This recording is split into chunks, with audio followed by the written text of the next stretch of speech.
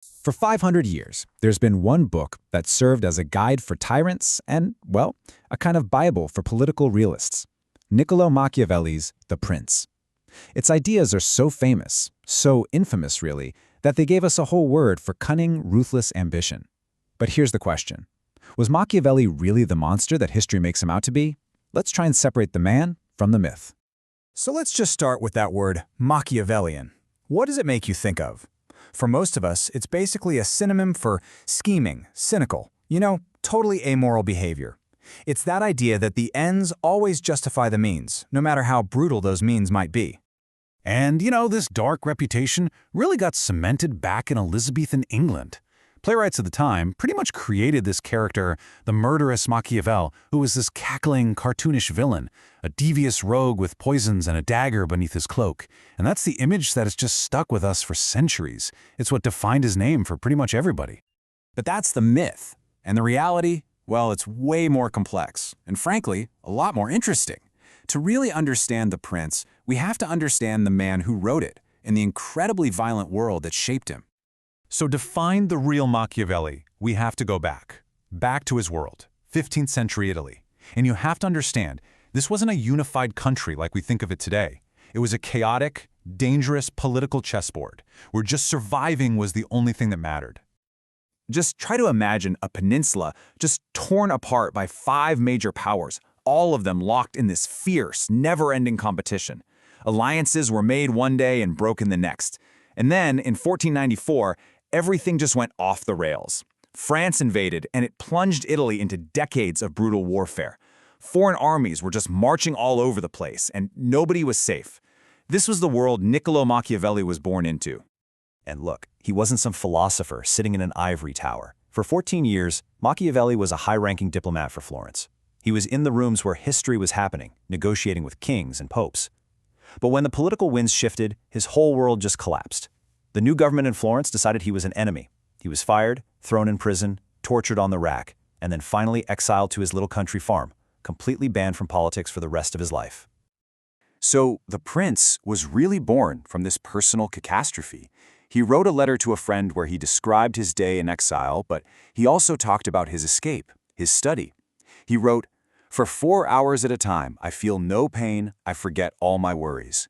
He was basically mentally re-entering that world of high-stakes politics that he'd been kicked out of. And what started as this private therapy session would end up becoming a public scandal. So what did he actually write in there? Well, he wrote a rulebook, a brutally honest, totally pragmatic guide for a new ruler on how to get power and, more importantly, how to keep it, in a world where you could be destroyed in an instant, just like he was. Now, to understand his advice, you have to get this one crucial word, virtue. It looks like virtue, right? But it means something completely different. For Machiavelli, virtue has nothing to do with being morally good. It's all about effectiveness. It was any quality that helps a leader succeed. So strength, cunning, courage, and yeah, even ruthlessness. It wasn't about being a good person. It was about being good at ruling. And this right here is one of the book's most shocking ideas. See, at the time, rulers were always told that their power came from God, that they had to be pious and just. But Machiavelli comes along and says, actually, your number one duty is to the security of the state. And if you have to be cruel to achieve that, then so be it. This was totally revolutionary, a complete break from Christian morality, and it leads right to his famous question. Is it better to be feared or loved? But he makes a really critical distinction here. He wasn't just advocating for mindless violence. He talks about cruelty well used. You can think of it as an economy of violence. If you have to be cruel, do it all at once. Get it over with, and make it decisive. The goal is to secure your power and then stop, so you can start delivering benefits to your people. If you hesitate, or you're just a little bit cruel all the time, that just breeds resentment and endless chaos. Machiavelli's poster child for this was the ruthless Cesare Borgia. So Borgia needed to tame this rebellious province. He sends in this famously cruel minister to do all the dirty work. Once the region is under control, of course, the people absolutely hate this minister. So what does Borgia do? He has the guy cut in half and leaves his body in the town square. In one single move, Borgia gets credit for restoring order, and he looks like the people's savior from the very cruelty he commanded. The result? The people were, in Machiavelli's words, both gratified and shocked. It was a masterclass in political theater. Yeah, so you can see how advice like this might get a bit of a bad reputation. So how did this practical, if pretty terrifying, manuscript written by an exiled diplomat become synonymous with pure evil? Well, the book's infamy didn't happen overnight. For years, it was just this manuscript passed around between friends. It was only published after he died. But then Europe becomes a total tinderbox with the Protestant Reformation and all the religious wars. The book gets condemned by the Pope, who claimed it was written by Satan's finger.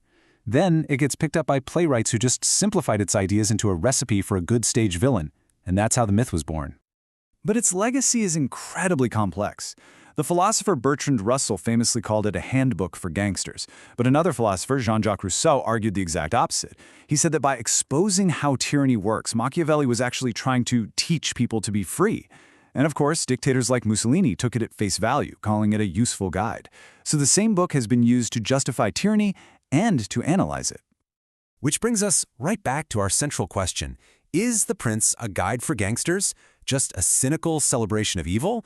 Or is it something else? A cold, clear-eyed, and deeply uncomfortable look at the world as it is, not as we wish it would be.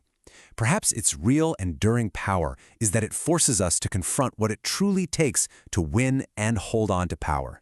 And that's a question leaders, and the rest of us, have been wrestling with for 500 years.